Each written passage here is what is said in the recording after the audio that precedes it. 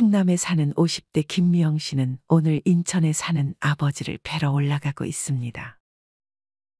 김 씨는 원래 인천에서 살았지만 결혼할 적에 남편을 따라 거처를 옮겼습니다. 김 씨의 시집살이는 쉽지 않았습니다. 특히나 나이가 들수록 시어머니는 시아버지와 자식들에게 너무 많은 의지를 했습니다. 당연히 김 씨에게도 마찬가지로 말이죠. 왜 이번 달 생활비 안 줘요? 내가 당신한테 생활비 갖다 바치는 사람이야. 미진아, 상교야, 너네 왜 갑자기 용돈을 줄이겠다는 거야? 솔직히 매달마다 몇십만 원씩 드리는 것도 큰 부담이에요. 용돈 안 드리는 달은 저희 생활비 많이 나가는 달이라고 생각해 주세요. 김 씨의 시어머니는 아픈 시아버지를 대신해 1년 전부터 폐지를 줍기 시작했습니다. 하지만 갈수록 폐지 가격은 더 적어져서 하루 종일 폐지를 주어도 얼마 되지는 못했습니다. 김 씨의 시어머니는 돈을 아끼기 위해 병원도 제대로 가지 못하고 어디 하나 안 아픈 데가 없었지만 팥으로 버텨가며 그렇게 조금의 돈이라도 모았습니다. 김 씨의 시어머니는 이후에도 지속적으로 자식들에게 용돈을 요구했지만 그런 모습에 질려 자식들은 하나둘 김 씨의 시어머니와 연을 끊기 시작했습니다. 결국 김 씨의 남편과 김 씨만이 시어머니와 조금씩 연을 이어가며 도와주고 있었습니다. 하지만 김 씨네도 형편이 그리 좋지 못했기 때문에 형제들이 같이 도와주던 걸 이제는 김 씨네가 떠맡게 돼서 김 씨도 많이 곤란했습니다. 김 씨는 이 사실을 친정아버지에게 전부 말했습니다. 김 씨의 아버지는 그런 김 씨를 위로했습니다. 김 씨는 사실 시부모님이 자신의 친정아버지를 닮았으면 싶었습니다. 그도 그럴 것이 김 씨의 친정아버지는 어머니가 없어도 음식도 잘해 먹고 자식들한테 용돈 한 번 달라고 해본 적이 없는 분이셨습니다. 일찍이 연금과 이자 수익을 받으며 풍족하진 않지만 그래도 굶지 않을 정도로 돈을 모아두었고 매일같이 탁구를 치며 어느덧 동네에서는 탁구를 꽤 잘 치는 것으로 소문이나 다른 어르신들이 탁구를 잘하도록 가르쳐 주기도 했습니다.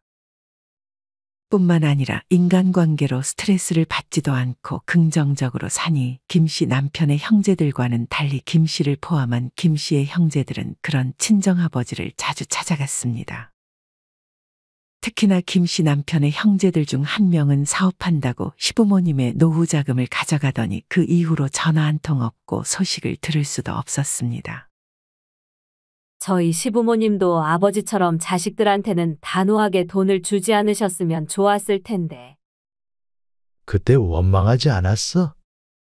그때는 아버지가 너무 단호해서 조금 그랬는데, 이젠 그때 아버지 행동이 정말 잘한 행동이었다고 생각해요.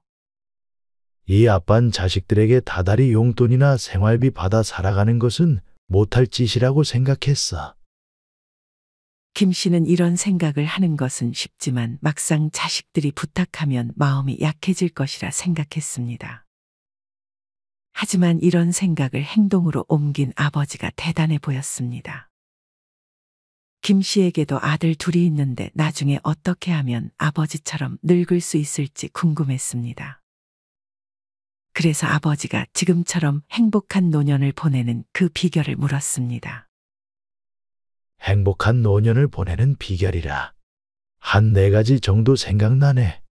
그 전에 사실 나이 들어 가족이 중요한 존재이긴 하지만 의지하는 건 다른 문제야. 될 수 있다면 가족에게 의지하려는 습관은 버리는 게 좋아. 저도 갈수록 남편이랑 자식들한테 의지하려는 마음이 커지는데 그럴수록 아쉬운 것만 생각나고 서운함만 생기더라고요. 행복한 노년을 보내는 비결 첫 번째는 뭐예요?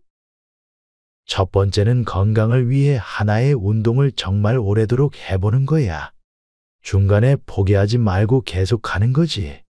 그러다가 나중에는 왕초보를 가르칠 수 있는 정도의 실력을 갖추면 더 좋아.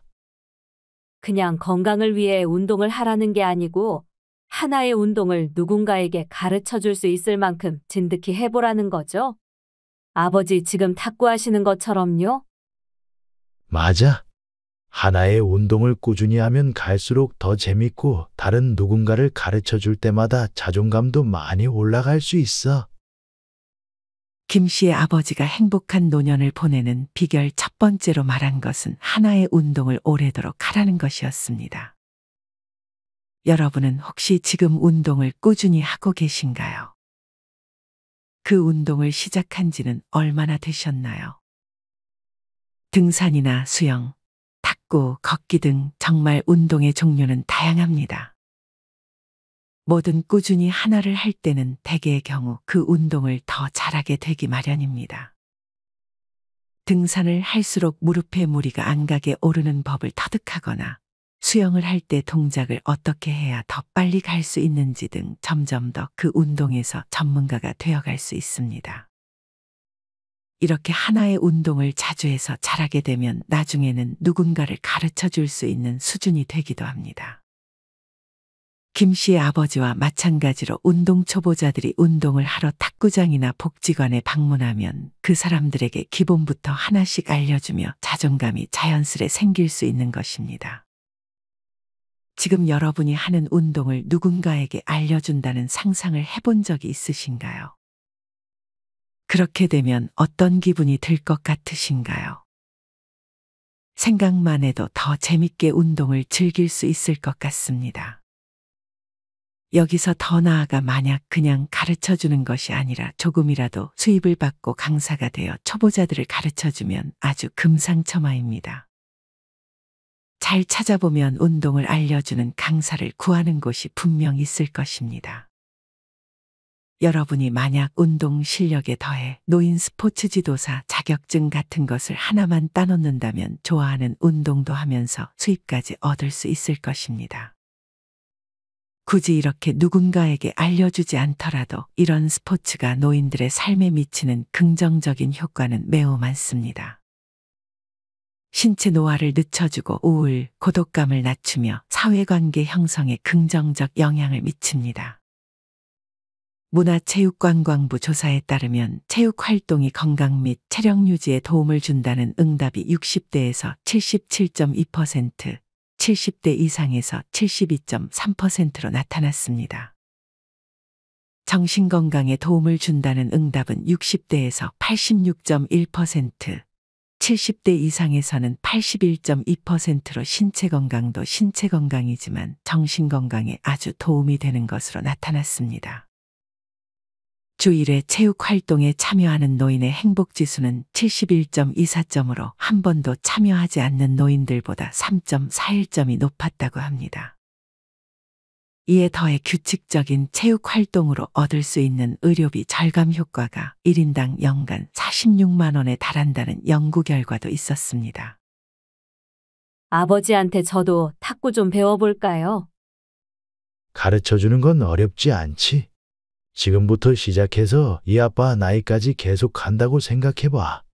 그땐 이미 잘 치는 사람이 되어 있을 거야. 하나의 운동을 꾸준히 해본 적이 없는데 한번 노력해 볼게요. 그 다음 두 번째는 뭐예요?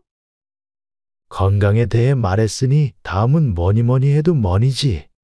말년에 의지할 건 머니밖에 없다는 말은 아마 거의 모든 노인들이 공감할 거야.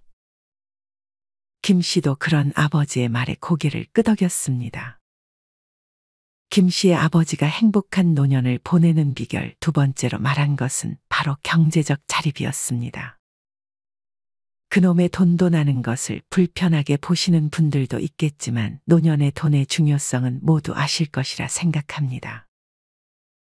이제는 다들 아시겠지만 나이가 들수록 돈을 지원해 달라는 무리한 자식들과는 연을 끊을 각오로 내가 가지고 있는 돈을 잘 지키는 것이 가장 중요합니다. 그리고 아내의 경우 언제까지 남편이 돈을 벌어다 줄 것이라고 낙관하는 것은 좋지 않습니다. 남편이 갑자기 건강을 잃거나 수입이 끊기는 상황에 항상 대비를 해야 합니다. 아예 아무것도 하지 않는 것보다 조금이라도 돈을 벌기 위해 내가 할 수 있는 것들을 해보는 것이 좋습니다. 하지만 대체 뭐를 해서 돈을 벌어야 할지 막막하신 분들이 많이 계실 것 같습니다. 이럴 때는 정부에서 지원해주는 노인 일자리 사업에 신청해 볼 수 있습니다. 노인 일자리 상담 대표 전화 1544-3388로 전화를 하면 가장 가까운 기관으로 연결되어 상세하게 상담을 받을 수 있습니다. 온라인이 불편하면 동네에 있는 동사무소나 노인복지관 등에서 상담을 받아볼 수 있습니다. 노인 일자리 지원 사업과 관련한 더 자세한 정보는 아래 고정 댓글에 달아놓겠습니다. 글자만 보면 조금 어려울 수 있습니다. 더 구체적인 것은 직접 방문해서 차근차근 물어보는 것을 추천드립니다. 만약 경제적으로 부족하다면 앞서 말씀드린 것처럼 먼저 돈을 벌 수 있는 무언가를 찾아야 합니다. 하지만 그래도 아직 경제적으로 여유가 있으면 내가 가진 돈을 안전하게 잘 관리해야 합니다. 여러분, 혹시 백배기 나이 법칙에 대해서 알고 계신가요? 나이만큼 안전한 예금, 채권처럼 저축을 하고 100에서 나이를 뺀 만큼 투자를 하는 것입니다. 예를 들어 60세인 경우 1억 원에서 60%인 6천만 원은 저축을 하고 1억 원의 40%인 4천만 원에 대해서는 투자를 하는 것입니다. 여기서 말하는 저축은 원금이 보장되는 상품, 예금, 채권, 보험을 말하고 투자는 주식, ETF, 펀드 등을 말합니다. 사실 투자라고 해서 모두 위험한 것은 아닙니다. 나이가 들면 아무래도 시세 차익보다는 배당금을 많이 주는 쪽으로 투자를 하는 것이 좋습니다. 물론 배당금을 많이 주는 주식들은 주가가 잘 오르지 않지만 그래도 꾸준히 배당금이 입금이 되면 노후의 생활비에 많은 도움이 될 것입니다. 요새는 월배당을 주는 주식들이 늘어나고 있습니다. 즉 월에 한 번씩 배당금이 입금되게 되면 연금처럼 한 달 생활비에 많은 도움을 받을 수 있습니다. 배당금을 주는 주식을 살 때 중요한 것은 그 회사가 배당금을 꾸준히 잘 지급해왔는지 보는 것입니다. 배당금을 꾸준히 주지 않는 주식을 사게 되면 한 달의 생활비가 들쑥날쑥해져서 불안감이 커질 것입니다. 공부를 하지 않은 분들은 투자는 모두 위험한 것이라고 생각합니다. 하지만 투자 공부를 하지 않는 것이 더 위험할 수 있습니다. 처음에 공부하는 것은 어려울 수 있습니다. 하지만 기초부터 차근차근 하나씩 공부한다고 생각하고 유튜브에 주식 매매하는 법, 주식 계좌 만드는 법이라고 검색한 후 따라해 보세요. 주식 계좌는 증권사에 찾아가서 만들 수도 있습니다. 그리고 배당을 잘 주는 기업 혹은 ETF라고 검색 후 주식 한 주만이라도 매수해 보세요. 여기서 주의할 것은 절대 하나의 영상만 보고 그 사람이 말하는 그 주식에 많은 돈을 투자하면 안 된다는 것입니다. 반드시 영상도 여러 개 보시고 더 나아가 책도 많이 보시면서 아주 조금씩만 구매하다가 어느 정도 내가 수준이 좀 더 올라왔을 때 조금씩 수량을 올려나가는 것이 좋습니다. 재테크는 저축밖에 안 해봤어요. 지금이야 금리가 그래도 높은 편이라 저축만 해도 괜찮은 이자를 받을 수 있지만 나중에 금리가 떨어지면 그때는 저축이 별로 장점이 없어질 거야. 그때를 대비해서 지금부터 차근차근 공부해 놓는 게 좋아. 이 아빠가 항상 말하지만 겁먹지 말고 한 번에 모래알 하나씩만 옮긴다고 생각하고 천천히 하다 보면 어느 순간 잘하게 될 거야. 명심할게요. 그 다음 세 번째는 뭐예요? 돈이랑 건강, 그 다음으로 중요한 게 뭐일 것 같아? 돈이랑 건강 다음은 인간관계가 아닐까요? 정확해. 세 번째는 아직 거리두기는 끝나지 않았다는 거야. 젊을 때도 마찬가지이지만 나이 들어서도 인간관계에서 거리를 두어야 돼. 김 씨의 아버지가 행복한 노년을 보내는 비결 세 번째로 말한 것은 인간관계 거리두기였습니다. 그리스의 철학자 디오게네스는 사람을 대할 때는 불을 대하듯 하라, 다가갈 때는 차지 않을 정도로, 멀어질 때는 얼지 않을 만큼만이라는 말을 남겼습니다. 아무리 가까운 가족이어도 서로를 데이거나 아프게 하지 않을 만큼 거리를 유지하는 것이 나와 상대를 위해서도 더 좋다는 의미의 말인 것 같습니다. 세상에는 반드시 끊어내야 할 사람보다 자신과 맞지 않은 사람이 더 많을 것입니다. 이렇듯 조금 애매한 사람에게는 거리두기를 하는 것이 좋습니다. 어떤 분은 오래전 유년 시절부터 가족과 같은 친구 한 명이 있었다고 합니다. 젊은 시절에는 가족보다 더 자주 보는 친구였지만 이제는 그렇게 매여 있는 관계를 가볍게 느슨하게 만들었다고 합니다. 이전에는 모든 소식을 다 공유해야 했지만 이제는 무소식이 희소식이라며 그런 친구의 안부를 궁금해 하기보다는 자신 스스로에 집중하는 삶을 살고 있고 무슨 일이 있다면 연락이 올 것이고 연락이 없다면 잘 살고 있는 것이라고 생각하며 이렇게 조금의 거리를 두니 예전에 친구에게 사소한 걸로 서운했던 것들이 거의 없어졌다고 했습니다. 인간관계에 있어 가장 주의해야 할 점은 외로움을 견디지 못해 나쁜 관계로 도피해버리는 것입니다. 외로우면 그냥 아무 사람과 관계를 맺게 되는데 이는 오히려 외로운 것보다 더 못하게 됩니다. 어떤 전문가는 외롭지 않으려면 감사합니다라는 말을 많이 하고 나도 그 말을 들을 수 있는 행동을 해야 한다고 말합니다. 여러분이 지금 만약 인간관계에서 외로움을 느낀다면 내 일상에서 감사할 만한 것들을 하나씩 찾아보는 것이 도움이 될 수 있습니다. 사실 가족에게 의지하는 것은 좋지 않지만 이와는 별개로 배우자는 나이 들수록 중요한 존재입니다. 시간이 더 흐르면 알겠지만 이후에는 주변에 남는 사람은 배우자일 가능성이 굉장히 높습니다. 사실 배우자와의 관계만 좋아도 인간관계에서 크게 외로움을 느끼지는 않을 것입니다. 하지만 배우자에게 의지를 하려 한다면 이는 오히려 배우자와의 관계를 악화시킬 수 있으니 의지하려는 습관은 피하는 것이 좋습니다. 또한 나이가 들고 자식들과는 미리 관계를 정리하는 것이 좋습니다. 며칠 전 다큐에서 쪽방촌에 홀로 사는 아버지에게 사업을 한답시고 천몇백만 원을 빌려간 이후 연락이 두절된 자식을 보며 화가 치밀었던 적이 있었습니다. 매번 듣는 말이라서 지겨우실 수도 있겠지만 자식들이 돈을 빌려달라고 할 때 마음이 약해지지 않으셨으면 좋겠습니다. 거리두기 꼭 기억하고 있을게요. 벌써 마지막이네요. 이제 중요한 건 다 말한 것 같은데 뭐가 또 남았어요? 마지막 네 번째는 정말 뻔하지만 긍정적인 마음가짐이야. 이런 마음가짐은 습관에서 비롯되지. 매번 앓는 소리 하는 것도 부정적인 말하는 것도 전부 습관이야.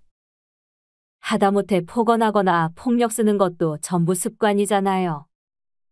그리고 최근에 81세의 나이에 요양보호사 자격증을 딴 할머니를 봤는데 정말 대단하다고 느꼈어. 취업을 할 수 있는지와는 별개로 그 나이에 무언가에 도전한다는 것도 긍정적인 마음가짐이 없으면 불가능하다고 생각해. 정말 대단하신 할머니네요.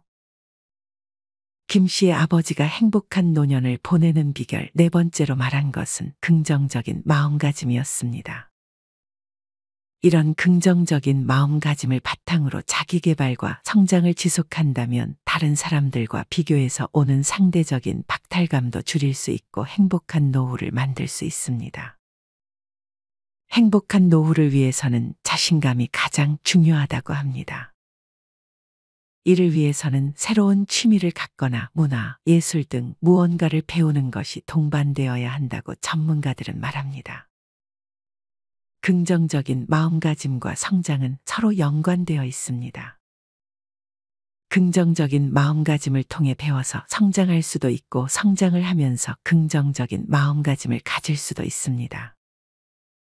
이외에도 긍정적인 마음가짐을 가지기 위해 감사일기를 쓰는 것이 도움이 됩니다. 미국의 유명 방송인 오프라 윈프리는 하루에 5가지씩 감사한 것들을 노트에 적는다고 합니다. 이런 감사일기는 하루에 많은 양을 한꺼번에 적는 것보다 습관처럼 매일 꾸준히 쓰는 것이 중요하다고 합니다. 처음부터 많은 양을 쓰려고 하면 지속할 수 없을 것입니다. 저는 5가지가 아니라 한 가지만이라도 하루에 한 번 감사일기를 써보는 것으로 시작하는 것을 추천드립니다. 뭘 써야 할지 감이 안 잡히시는 분들을 위해 아유 해피라는 책에서 나온 감사일기를 쓰는 팁에 대해 알려드리겠습니다. 1. 질리지 않을 노트 한 권을 준비한다. 2. 자연, 사람, 사물, 나 자신, 감정 등 주변의 모든 것들을 소재로 삼는다. 3. 왜 고마운지 그 이유를 적는다. 4. 일기를 쓰는 동안 진심으로 감사한다. 5. 하루 5가지씩 적는다. 6. 짧게 적어도 괜찮다. 매일 꾸준히 쓰는 것이 더 중요하다. 7. 모든 문장은 감사합니다, 고맙습니다로 마무리한다. 김 씨의 아버지는 마지막으로 우리가 평생 머물 집의 중요성에 대해서도 말해줬습니다. 그 중에서도 집을 잘 정리하는 습관을 강조했습니다. 집 정리 하나만으로도 긍정적인 마인드를 만들 수 있는 반면 어지러운 공간에서 머물다 보면 누구나 스트레스를 받기 마련입니다. 물론 어지러운 공간에서 편안함을 느끼는 분들도 있을 수 있습니다.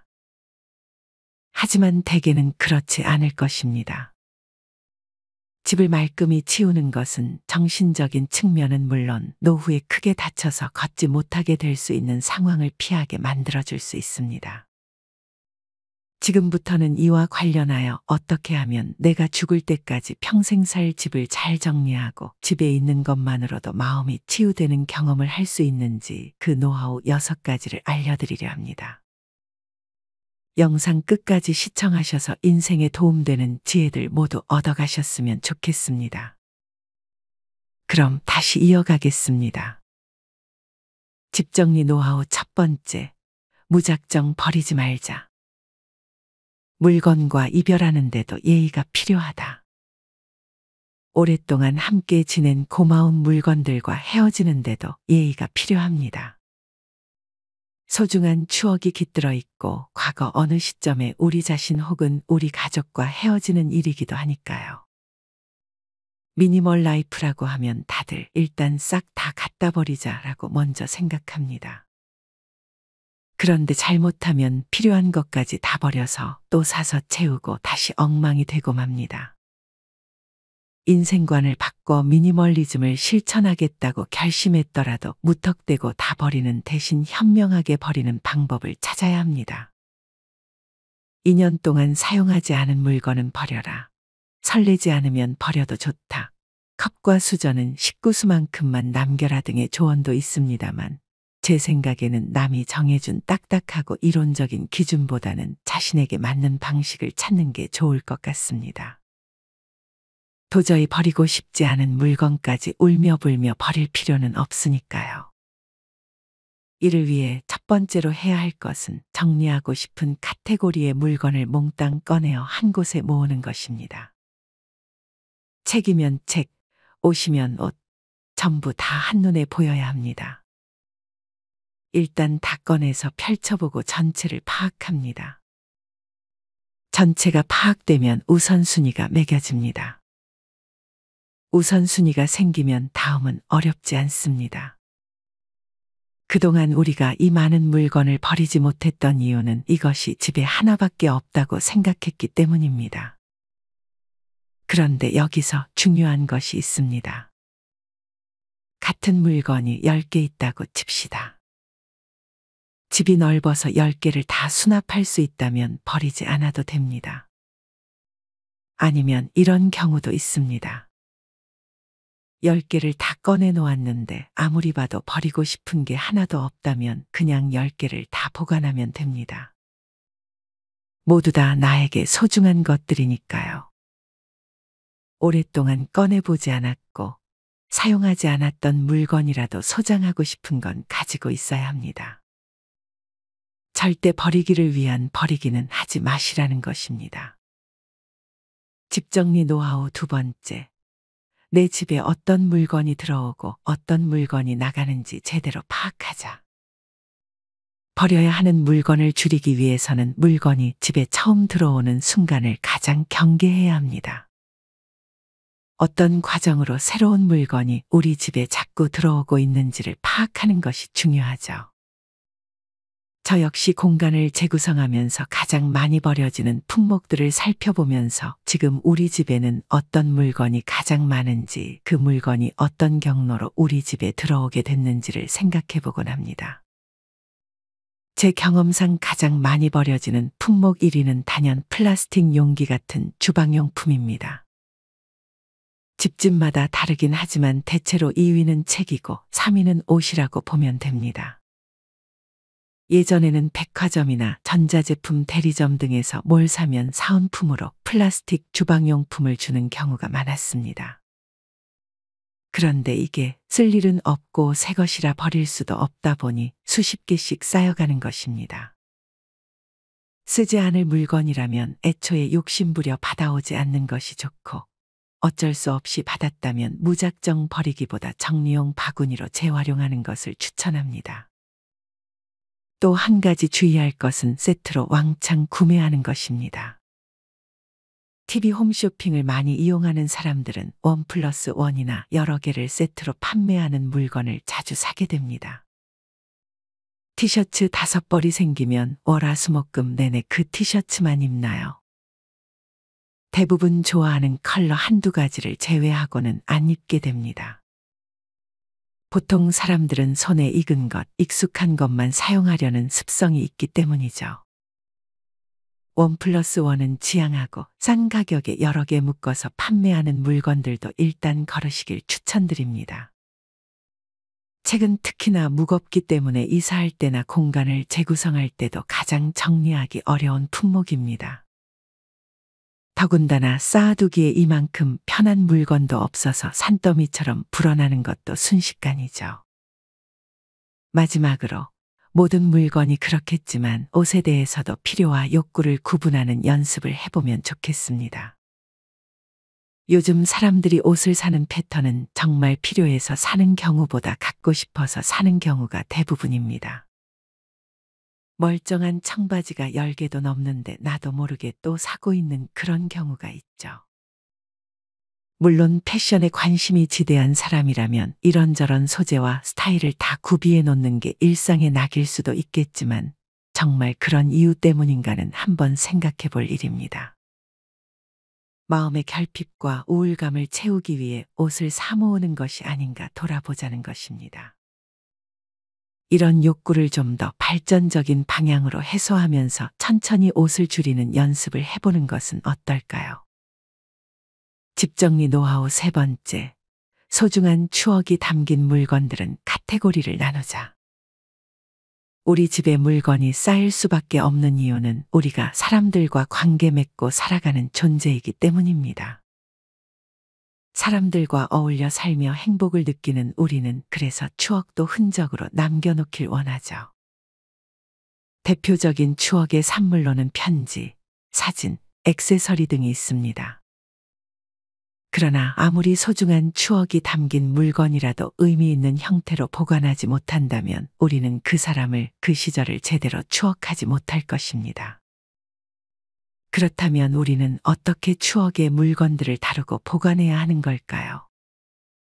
많은 이들이 추억이 담긴 물건을 쉽게 버리지 못하는 이유는 그 물건이 하나뿐이고 추억의 물건은 한 번 버리면 영영 되찾을 수 없다고 생각하기 때문입니다. 이별한 연인의 물건을 쉽게 버리지 못하는 것도 모두 모아 그 즉시 버리는 것도 다 같은 이유 때문이죠. 물건을 사람처럼, 시절처럼 여기는 것입니다. 그렇다고 추억의 물건을 무조건 다 버리고 비우라는 말이 아닙니다. 오랫동안 고민해봤지만 도저히 버릴 수 없는 물건들은 보관해야 합니다. 다만 소중한 추억을 더 가치 있게 보관할 좋은 방법을 찾아야 합니다. 먼저 추억의 물건을 사용, 전시, 보관의 카테고리 3개로 나누는 방법이 있습니다. 사용 카테고리에 담긴 물건들은 추억이 담겨 있으면서 지금 당장 사용도 가능한 물건들입니다. 옷이나 신발, 액세서리 같은 것들이겠죠. 이런 물건들은 일상적으로 생활하는 공간에 보관해두고 열심히 사용하면 좋습니다. 사용하면서 그때의 소중한 기억들을 떠올려 보는 것도 좋습니다. 다음으로 전시 카테고리에 담긴 물건들은 사용할 수는 없지만 잘 보이는 곳에 진열해두고 때마다 추억을 곱씹을 수 있는 것들입니다. 액자에 담긴 사진이나 트로피, 피규어 등이 이 카테고리에 속합니다. 이런 것들은 자리를 정해두고 한 공간에 모아서 수납하는 것이 좋습니다. 마지막으로 보관 카테고리입니다. 이 카테고리에 포함된 물건들은 품목별로 박스에 넣어서 네이밍해 주는 것이 좋습니다. 대표적으로 일기나 오래전에 사용했던 전자기기, 레포트, 편지 등이 있습니다. 언제든 찾아보기 편하도록 차곡차곡 정리해서 베란다나 창고에 보관해 둡시다.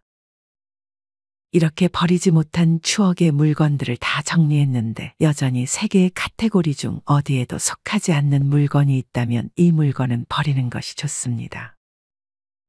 사용하지도 전시하지도 보관하지도 못하는 물건이라면 그 물건에 담긴 추억도 어쩌면 더 이상 가치 있는 것이 아닌지도 모르겠습니다. 영영 돌아보지 않을 추억이라면 건강하게 이별하는 연습도 필요하죠. 집 정리 노하우 4번째, 버리기로 결정한 물건은 과감히 버리자. 실제로 버리기가 어려운 이유는 버리는 과정이 복잡하고 때로는 귀찮기 때문입니다. 큰 가구나 바닥에 까는 매트, 운동기구 등을 버리는 데는 돈도 듭니다. 주민센터에 가서 폐기물 수거 신청서도 작성해야 하고요. 쓸 일은 없을 것 같은데 버리기는 아까운 물건들, 어떻게 처리하면 좋을까요?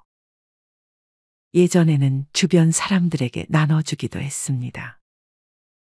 그런데 그것도 마냥 쉽지만은 않습니다. 형제자매처럼 가까운 사이가 아니라면 은근히 신경 쓸 게 많습니다. 받는 사람이 좋아할까? 괜히 필요 없는 물건을 떠넘기는 게 아닐까? 새 것도 아닌데 기분 나빠하지 않을까?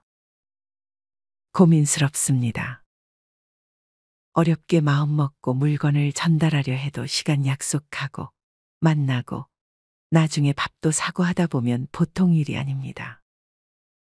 나에게는 더 이상 필요하지 않지만 누군가에게 소중하게 쓰일 수도 있는 그 물건을 어떻게 하면 좋을까요? 저는 그동안 많은 집의 공간을 컨설팅하면서 버려지는 책들이 너무 아까웠습니다. 그래서 저희 회사 사무실에 커다란 책장을 만들고 버려지는 책들을 가져와 꽂아두었죠. 사무실을 오고 가는 사람들이 기부금 1,000원을 내면 필요한 책을 가져갈 수 있습니다. 그렇게 모은 돈은 좋은 일에 기부하고요. 제 나름대로는 어렵지 않게 의미 있는 나눔을 실천하고 있는 것이죠. 공간을 확보하기 위해 쓸데없는 물건을 버리는 것도 중요하지만 마땅한 곳에 기부하고 나눌 수도 있다면 그 버림의 가치가 더욱 높아집니다. 아름다운 가게나 당근마켓을 이용하는 것도 좋은 방법입니다. 그 방법들도 어렵다면 재활용 쓰레기 분리수거 장소에 물건을 내놓는 방법도 추천합니다. 물론 쪽지를 남겨야 합니다. 혹시 가져가실 분이 있다면 가져가시고 없다면 스티커를 부착해서 버리겠다고 말입니다. 이렇게만 해둬도 아파트 단지에서는 쓸만한 물건이 금방 사라지곤 합니다. 한 의뢰인은 꽃집을 운영하다 건강상의 이유로 사업을 접으셨는데 가게를 정리하면서 처분하기 곤란했던 화분과 식물들을 분리수거장에 내놓자마자 금세 동난 일도 있었습니다. 직접 업사이클링 할 수 없는 가구나 물건들은 잘 버려서 리사이클링 하는 것이 가장 좋은 방법입니다. 만약 손재주가 좋고 아이디어가 있다면 직접 업사이클링에 도전해 보아도 좋겠습니다. 저도 가끔 너무 좋은 목재로 만든 가구가 버려질 때 일부분을 활용해서 캔들 받침대나 독서대, 스탠드 같은 소품을 만들곤 합니다. 집 정리 노하우 5번째, 가구는 마지막에 버려도 된다. 보통 미니멀하게 살고 싶다. 집 정리를 한다고 하면 많은 사람이 오래된 가구, 제 역할을 못하고 있는 가구들을 먼저 버립니다. 이것이야말로 사람들이 가장 많이 저지르는 실수입니다. 무작정 가구부터 버리고 나면 그 안에 들어있던 수많은 물건은 다 어디로 갈까요? 갈 곳을 잃고 바닥에 깔립니다. 결국 비슷한 새 가구를 들여야 이 문제가 해결됩니다. 가구를 사기 전에 다소 가격이 저렴한 바구니나 철제 수납장을 새로 구입하는 것도 마찬가지입니다. 가뜩이나 많은 물건이 더 많아지는 것이죠. 그러면 대대적으로 집을 정리할 때 가구는 언제 버려야 할까요?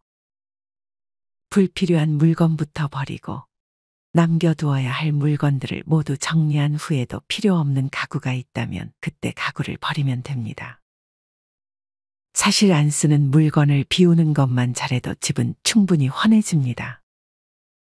알맞은 자리를 찾지 못하고 수납 공간 바깥으로 삐져나온 물건들이 집을 계속해서 좁아지게 만들었기 때문입니다.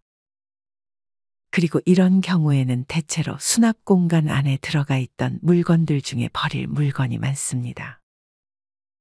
안쪽에 쌓여 있어서 있는 줄도 몰랐던 물건을 모두 처리하고 나면 바깥에 나와 있던 물건을 품목별로 정리해서 안으로 집어넣을 수 있습니다. 물론 살다 보면 새로운 물건들이 계속해서 들어올 것입니다. 그때마다 미루지 말고 꾸준히 정리한 후 3달이 지나도 필요가 없다면 그때 놀고 있던 큰 가구들을 버리는 것이 가장 좋은 방법입니다. 집 정리 노하우 6번째. 집안 분위기를 확 바꾸는 패브릭 소품, 가구 잘 고르는 법. 집의 전체적인 분위기와 스타일을 바꾸는 가장 좋은 방법은 기본 컬러를 통일하고 포인트 컬러의 톤을 맞추는 것입니다. 그중 대표적인 것이 가구인데 사실 가구의 컬러를 한 번에 전체적으로 바꾸기는 쉽지 않습니다. 이럴 때는 커튼이나 쿠션, 침구처럼 비교적 바꾸기 쉬운 패브릭 소품들을 활용하면 좋습니다. 패브릭은 컬러와 텍스처, 패턴만 잘 골라 통일감 있게 구성해도 집안 분위기를 획기적으로 바꿀 수 있습니다. 가구를 고를 때도 식구들의 나이, 성별, 취향 등을 고려해야 하는데 제 경우에는 유리보다 나무로 된 가구를 좋아합니다. 그리고 저는 책상이나 식탁 위에 유리판을 까는 것도 추천하지 않는데 맨살에 차가운 유리가 다 선뜩선뜩한 느낌이 불편한 것 같습니다. 가구에 관해 한 가지 더 팁을 드리자면 요즘 많이 나오는 북유럽 스타일의 장식장이나 서랍장, 콘솔 같은 가구는 아랫부분에 달이 달린 것을 되도록 사지 않는 게 좋다는 것입니다. 그런 가구가 예뻐 보일 수는 있어도 수납 공간이 적어 쓰다 보면 은근히 불편합니다. 그래서 저는 아랫부분이 바닥에 닿지 않는 가구는 웬만하면 사지 않습니다. 다리가 달린 가구는 튼튼하지 않을 가능성이 높고 청소하기에도 불편하거든요.